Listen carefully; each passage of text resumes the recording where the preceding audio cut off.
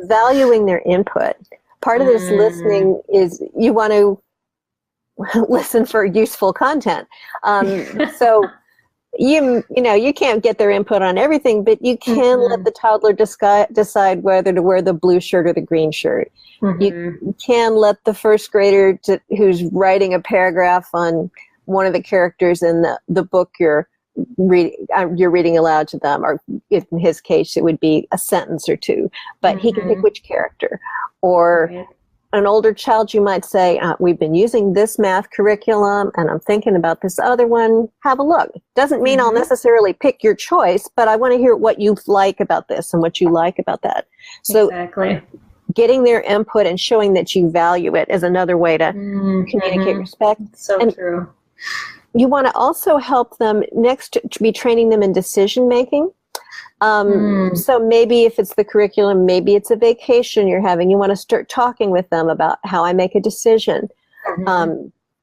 Greg Harris had a great article about this in the Homeschool Legal Defense's court report a few years back called Outgrowing the Greenhouse. And he talked about sitting down with his kids and starting to talk about how he made a decision. And I've been reading William Stixrud and Ned Johnson's book. I just mentioned that to you. It's not on the handout. It's a new one, The Self-Driven Child. And they make the point. Okay. It's on Amazon. Yes. Share the bread. Self-Driven Child by William Stixrud and Ned Johnson, who live in my area, it turns out. I actually know Dr. Stixrud, and he's a fan of homeschooling. He's a neuropsychologist. His shop tested my son, but he's got a lot of sensible things to say. And I'm only partway through the book. I'm looking forward to reading the rest of it. But he's saying that we've got to have a self-driven child. We have to let our children be in charge of certain decisions and gradually communicate. Let them have more responsibility. But the big thing is we want them to know that we are confident that they can make a good decision.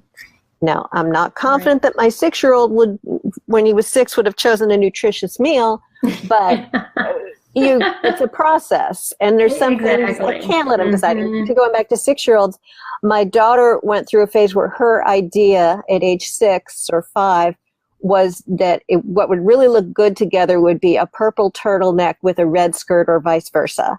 She kind of went through her purple and red stage. Well, it didn't hurt anybody except my eyes a little bit, but Yeah, exactly. But you let them make decisions and communicate respect, because when people, whether they're kids or adults, feel out of control, then that makes them more stressed, more anxious, and it makes them to have a harder time. And we can't expect to decide everything for our kids up to age 18 and then say, okay, now you're an adult, you're in charge. Exactly. No, I talk about that, and I have a talk I give on parenting anger and just how to restore, how it relates to character training, because God actually builds that anger in us for a reason.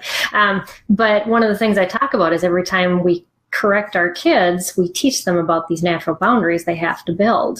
And so eventually when we leave, those boundaries are what stops them, not us. Right.